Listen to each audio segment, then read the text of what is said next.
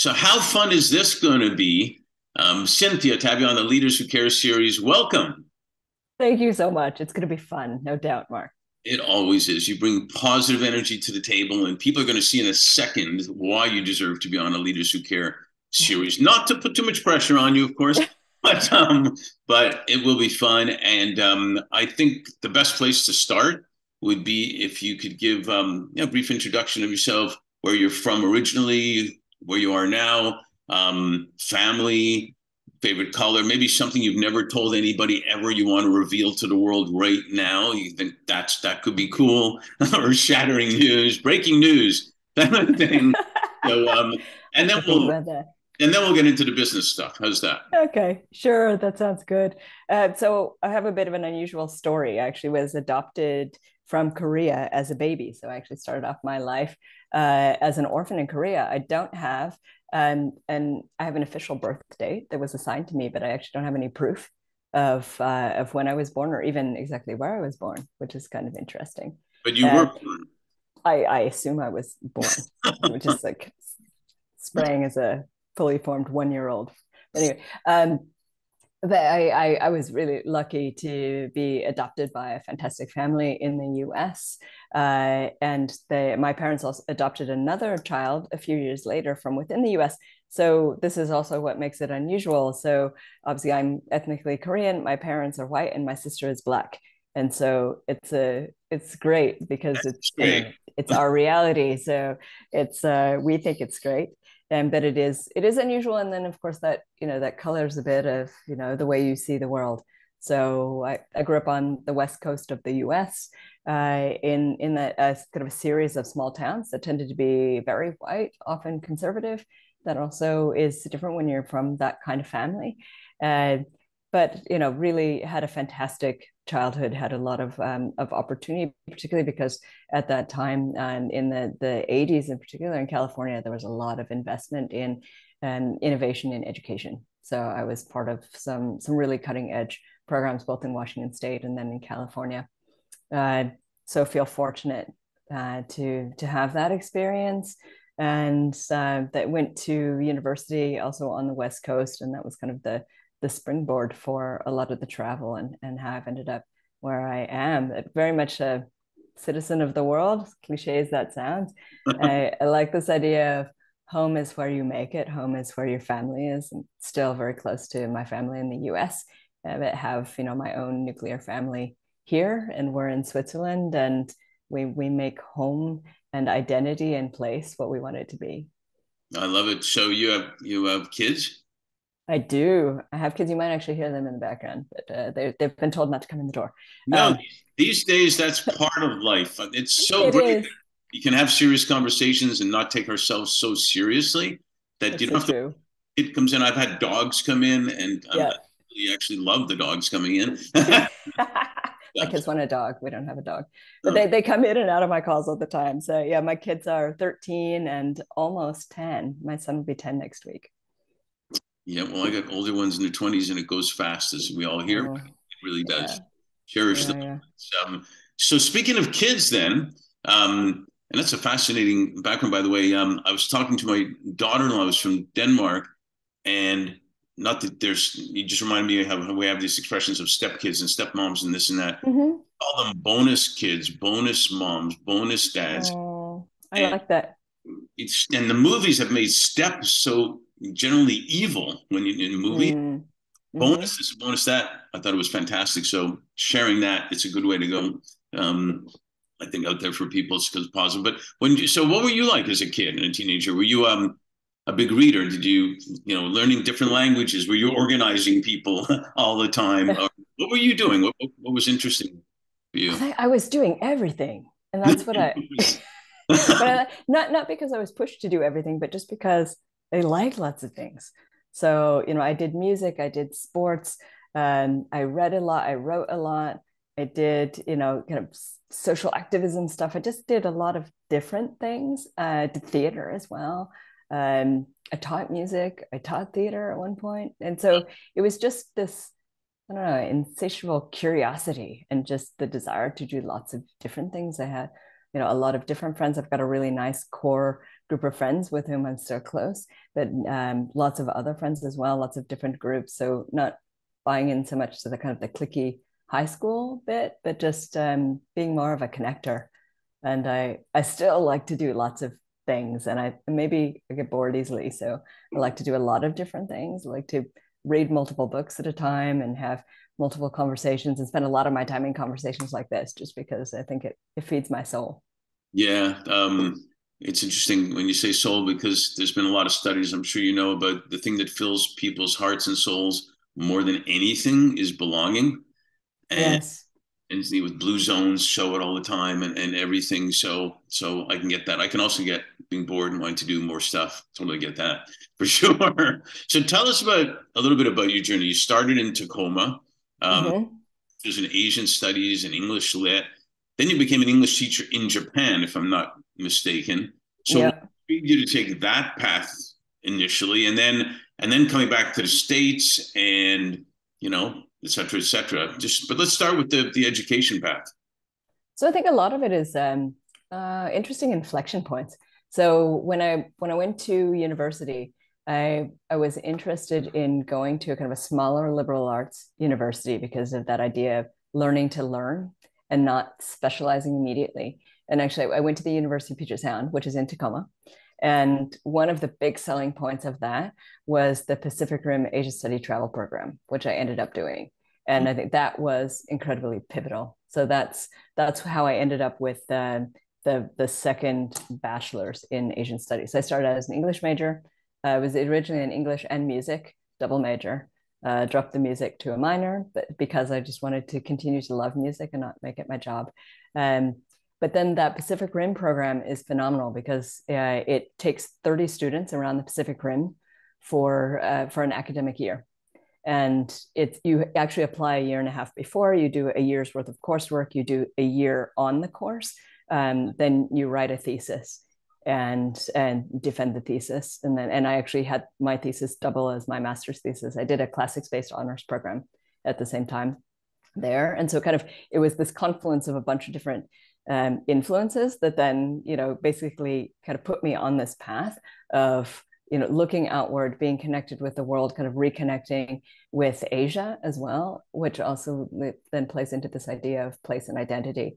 But I think that was incredibly formative because that's actually what then made it attractive to go back to Asia via that Japan exchange and teaching program. So that's how I ended up in Japan, which was fascinating because being in Japan at that time, this was mid 90s, and being in Japan in a rural area as a woman who's not Japanese, who's also Asian, had so many layers Wow. and was fascinating. Not all of it pleasant, like 99% of it fantastic, but it just added another layer of that experience. But it was really great because that also helped me think about what I liked about education, what I thought I could influence. It also made me realize I didn't want to be a teacher as my primary profession, but what I did like about it was educational exchange, citizen exchange. And so that was actually what drove me when I came back to the US to look into ways I could continue that path. So that's how I ended up running admissions for an international teacher exchange program. There was a funny pivot there. So I thought coming back from Japan, I wanted to actually do a PhD in comparative literature.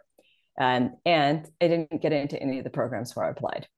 And so then I thought, well, okay, that's a sign. Maybe that's not for me. And maybe I don't want to be an academic or not only an academic. And so that also made me think about what I liked about the job that I was coming out of and what I wanted to do. And so when I came back, I did more reflection, looked for jobs that were related to citizen exchange and educational exchange. And that's how I ended up at Amity Institute, which was that teacher exchange program. And that basically led then to the idea of other kinds of citizen exchange in the professional exchange program that I ran later, that was that public-private partnership with the State Department.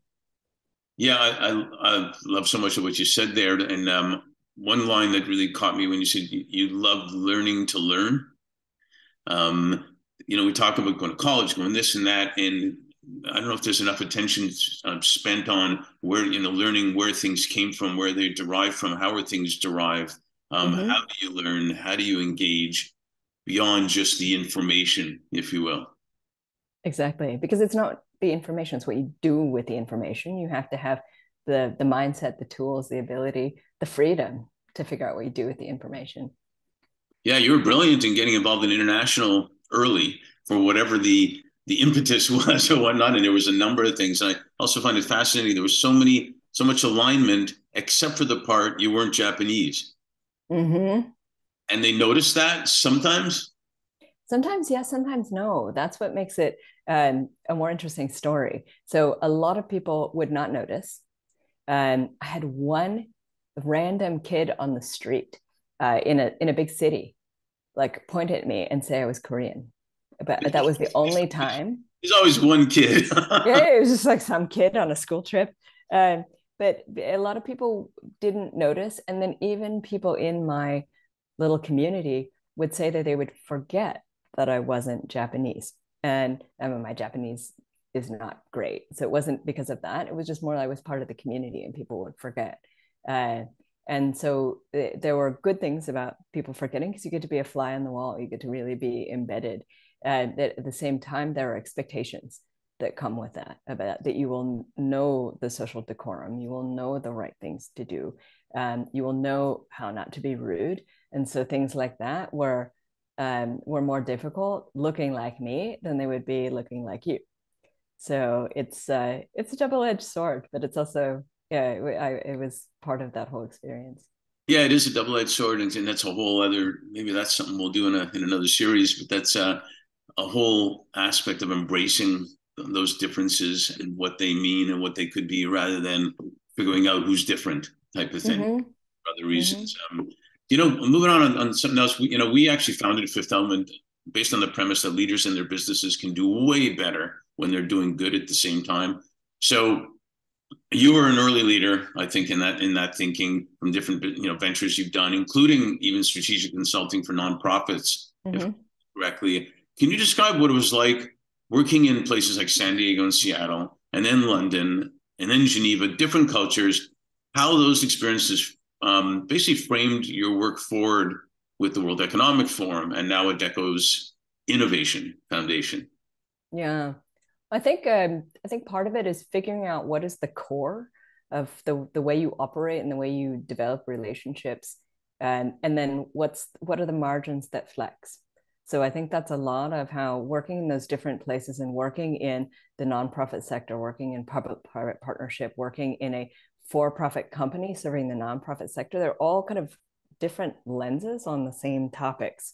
Uh, but then figuring out what was inherent to what I bring to the table and how I operate, and then how I would, slightly shift that depending on the context, but without losing the core.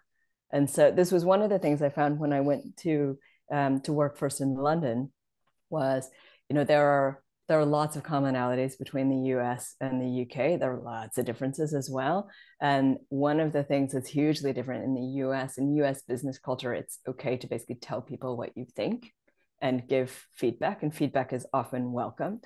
And in the consulting firm that I joined, I expected that to be more of the same.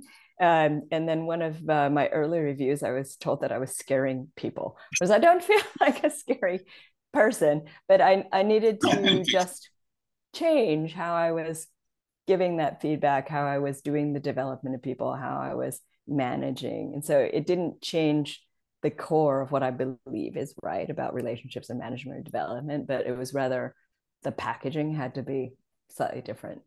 Yeah, that's actually brilliant because we'll talk about influencers later, but I've had people tell me, one Deloitte partner told me, he said brilliance is simple, stick to your passion, stick to your core values, and tell the truth and be authentic. He was saying, Mm-hmm. and you've got a solid foundation that people will see it's consistent, and then go around it. Sounds a little bit like what you're talking about.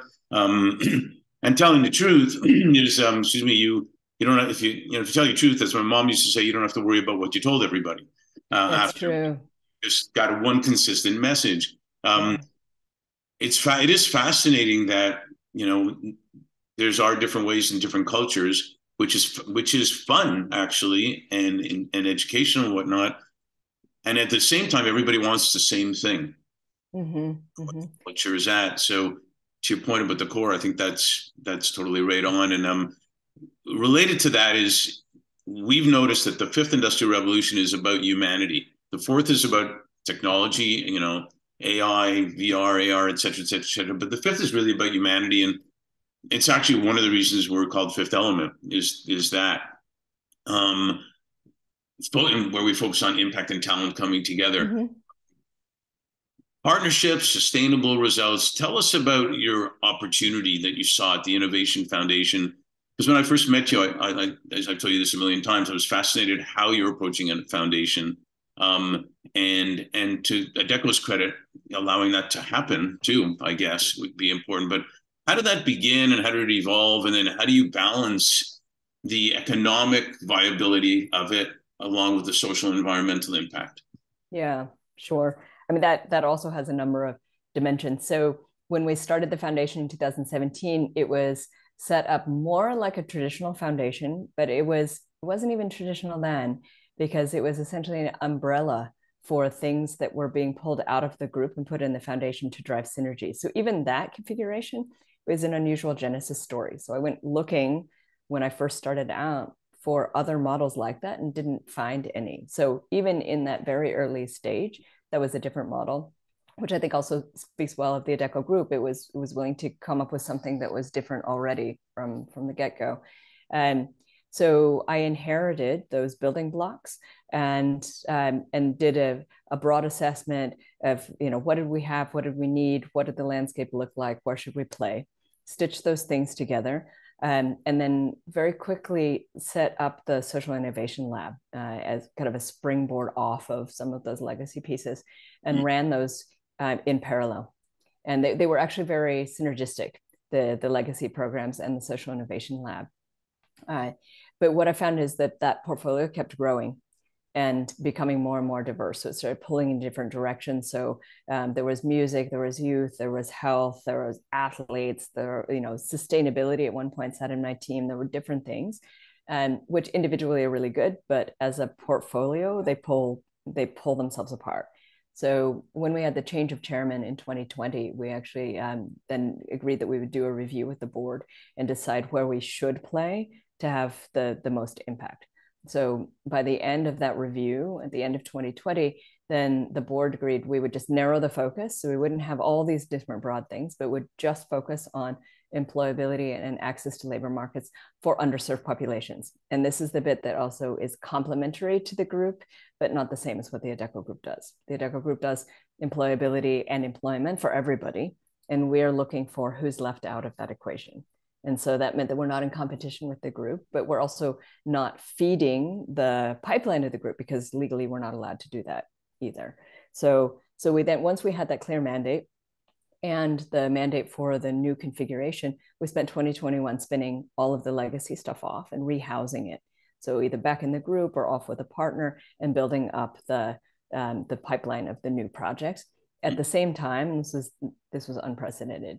We did a rename and a rebrand, which kind of took us by surprise. We hadn't planned that, but actually it was perfect because it meant that we ended up with something that reflected better what we do. We also restructured the board, rewrote the statutes. So basically, by the beginning of 2022, we were a new organization. So based on compared to where we were when we started in 2017. We have none of the original board members. We have none of the original staff. And that all just kind of came through evolution. People spun off or found other opportunities. The board changed over because of general attrition. We were able to bring in external board members. And all of that means that we're now the organization that's better suited to what we're going to achieve. And so that's what's really exciting. I think what's exciting now is looking at how do we scan for who's falling out? How do we build the possible solutions? How we scale those solutions and spin them off? And then most importantly, how we measure the impact of that. Because this is not a model that exists anywhere else within a corporate foundation. So we're pushing these boundaries of what a foundation can be. We borrowed from lots of other stuff that's out there. So we're not claiming that this is original, but it means that the traditional measurement mechanisms don't suit what we are doing. So when someone says, why are you creating more value? How are you creating more value? By creating these solutions that you're going to then scale across these populations and these communities versus giving money directly to that NGO working on the ground in that country. And my feeling is, we've got the ripple effect. That's going to be the game changer. At the same time, we've got to have the data that shows that, because otherwise it's very easy to come back and say, well, we could have just given money to that NGO, and then we know exactly how many people benefited. So it's tricky, but we want to be part of that narrative too. I think you're creating the foundation for innovation, to tell you the truth. I hope so. Part of what we do is we open source everything. And we agreed this with the board from the beginning is, we share our methodology, we share our learnings, we share our case studies, we share everything so that others can take it, use it, change it. As long as it's out there in the world being used, that's the most important thing. Yeah, because just giving money, I mean, we're always looking with clients for, there's all types of alternative types of capital. There is philanthropic, but there's also marketing dollars, investment dollars, CSR dollars, HR dollars, to Sure. make an impact. And you definitely got to measure it, because that's how you find out where, if it's going the right direction and it's getting better, whatever. But because you're also getting the NGOs involved anyway from what you're doing. And so talk a little bit about, we love working in untapped talent, like we've talked about, incarcerated, veterans, refugees, etc. Tell us a little bit about the one that you're doing now in Mexico with moms coming back. And there's so many, you talked about layers before, there's so many good things that happen, in no particular order: getting moms back to work, giving people dignity, giving their family dignity, showing their kids how it could be rather than hopeless as it was before, et cetera, et cetera, et cetera, and how it benefits the community in general. I can go on about the value of stuff. A lot of it can be measured. Some of it can't be measured. You got to just feel it and hear it. Tell us about that program and how it impacts all of that. Sure. So we actually started with the topic of youth and looking at within youth, who is the most underserved and the farthest away from the world of work. So not underserved in terms of, say, absolute poverty. We don't deal specifically with poverty, but really in terms of furthest away from the world of work. So we started with young people, and then we looked at NEET, so not in employment, education, or training. We looked age-wise at 16 to 24, because in a lot of countries you can leave work at the age of 16. And if you fall out of the whole system, then you fall out of education, you maybe get into a job, but probably a low skill, low paid job, and you're likely stuck there. So statistically, we looked at, what are the danger zones there. We then looked at socioeconomic level and shows at or below the poverty line and on the urban fringe. Because if you're urban, you've got access to certain resources. If you're rural, then you definitely have, other challenges about lack of access. Yeah. So we chose that. And then we wanted a more extreme use case. So we zoomed in on young mothers, essentially teenage mothers or women who had recently been teenage mothers or young mothers, because they tend to be more socially marginalized. They're also more time and resource constrained. So we thought, if we can crack what works for them, then it will work for other young people, it will work for other mothers, it will work for other marginalized groups as well. So we did more needs finding there to understand what was keeping them out of work. And it's not out of employment, but out of the world of work. And we zoomed in on two things. One was that they didn't have credible information and a way to curate it and filter, like what's for me versus all the information that's out there telling me get a job or go to school or do whatever. But I need someone who looks like me, sounds like me, who understands my experience, who's going to say, hey, this is what you could do. Right. So it's that first kind of step into, I could learn more about this. So one of the things that we're building now is a campaign that would be based on getting that information into the hands of these women. And then the other piece that we've found was they were being told by all different sorts of people that they had no skills. If you've never been in work or never been in formal work, you have no skills, you're not going to have a job, let alone a career. You should be satisfied to be a mother, and that's a worthy thing, and that should be enough. Right. And so, and maybe for some people that is enough. There's no judgment in this. It's basically, do you have the information, the tools, and the mindset to then make an informed choice? about how you want to engage with the world of work. And it might be you want to be a dedicated 100% mother. That's great, as long as you know there's something else and you've made that conscious choice. And what we found with that population is they weren't having enough information and the tools available to make that choice. And part of it was being able to identify and make known the skills that they already had from lived experience. So the other product that we're building now is actually a tech tool that will help to bridge this gap between lived experience and what would actually make you more employable. And those two things together basically are the aim is to reconnect this whole population that is very far from the world of work back into the system of kind of pathways to employment, so that they can then they can link back into the systems, the services, the tools that are available already in their local community through the NGO partners we're working with, through other providers, through government, through whomever. But it's basically put you back on the path, reconnect the pipes. So then you can start to make other choices. But this is where it's hard to measure. Just because you saw a campaign, you went to the website, you clicked on that, you set up a profile, you did this, that assessment, that doesn't necessarily mean you're more employable or you're on the path to employment.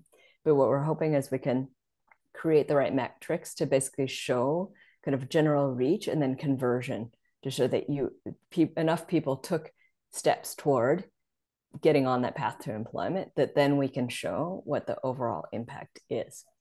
I love the fact you told me that you went out on the street and found moms, and Yes. and and the whole part about, I want to see the face of that mom smiling and realizing, I never in a million years thought I could do this. I never in a million years thought I was anybody, type of thing. And how my kids are going to look up to me now, and all that you can measure, but you can't totally measure. You have to feel it sometimes too. And, Yes. and then it does go into the community, because to your point about, seeing someone who's done it, then people like other moms like her or her see they did it, and they start, evangelizing to those other moms about, look what I did, et cetera, et cetera. It's not rocket science, but it does take the work you're doing. But the value over time, especially to the families and community, is huge. That's the idea. And it's really to create those stories and to create momentum through those stories. And by building a community, the idea is that community has to be curated, maybe by us in the beginning, but ultimately curated by people from the community themselves. And so the idea is you build up people who can then bring others in, can facilitate, can curate, can grow that, because that's the only way it will be sustainable. But it's about finding the right anchor organizations and finding the right anchor people who then become the influencers that will make that sustainable. Yeah, super, super, super cool, and really making an impact. So, in LA, we say, leave them wanting more so you can do a sequel. So we're probably definitely going to have to do a sequel. With pleasure. But I have a couple quick, maybe quick. Sure. Um, we launched, as I said before, on International Women's Day 5 years ago, our company, for a Mm-hmm. reason. And that's the other half of why we're called Fifth Element, is SDG 5. Mm-hmm. We engage with a lot of, not to be cute, leaders who care, and they understand the value of diversity, but they more understand the value of inclusion. Because if you don't Mm-hmm. have inclusion, diversity is okay, but not great. Yes. Um, can you describe what you have to some degree, but what it's like being a woman in business? You talked about before being Asian, Japanese, Korean, all that, but being a woman in business over different eras and different thought process and different ways of thinking, etc., and different cultures you've been in, how you've navigated and thrived to be able to be in a position to actually make an impact. So I think a lot of it is about figuring out how to leverage that difference, but not trade on it. So what I found early on was I would get invited to lots of women's networking, women's empowerment groups, which in theory are great, but actually can have the effect of ghettoizing or just becoming kind of a bitch session. And that's not helpful either. But it's more, how do you choose the alliances you're going to make? How do you choose what you're going to take from your experience? And then figure out how to apply that in a way that is additive and inclusive. And that it's not, hey, look at me because I'm blah, blah, blah, but rather I bring other things to the table. I can speak this language and bring these people in. I can act as the bridge. And so that I think is how I've tried to leverage more. And I think also letting go of being annoyed by things. I think early on, I was also annoyed by not being heard or assumptions being made, or snide comments, whatever. And then eventually you just don't care and you just get on with it. And I think that's actually really helpful. I think actually parenthood helped a lot with that too. You become maybe more laid back as a parent because there's lots of stuff that you just can't control and you just have to let it go. And so I think, I don't know, older, wiser, maybe more flexible, I hope. Well, yeah, and learning. Yeah, but you did have to try. I've had the good fortune of working with women as bosses, and I saw how much harder they had to work.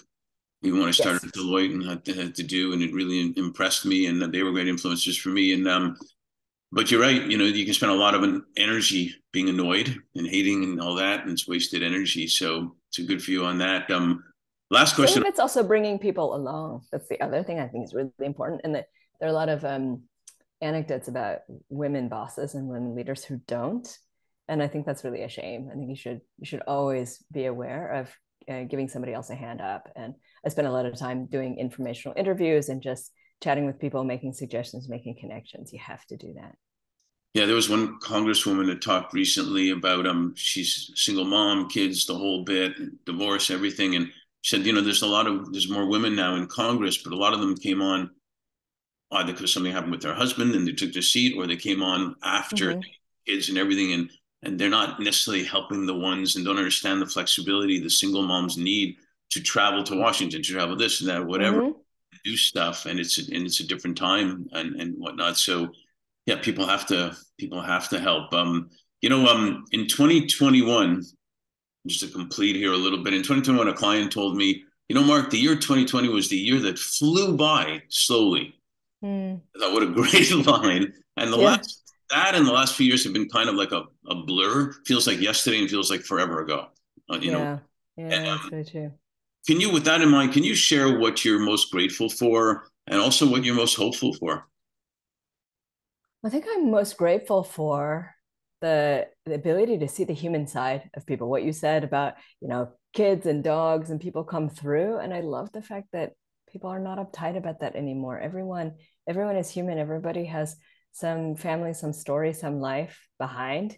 So I think that is actually the thing I'm most grateful for. And I think that links to what I'm most hopeful for as well. Back to what you're saying about, the fourth industrial revolution and the fifth.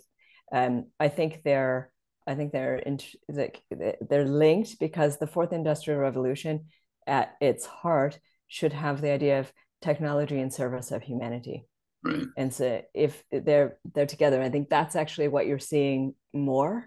And even if you look at something like chat gpt, it's now the narrative is around how are we going to work with that, how are we going to make sure that it serves humanity, that it doesn't replace humanity. And I think that's what I'm really excited about going forward. Well, what a great way to complete. Thank you so much for being a leader who cares. For sure. I told you everybody she was. And for sharing all that. We really appreciate you and for being on the series. Thank you so much, Mark. It's really a pleasure.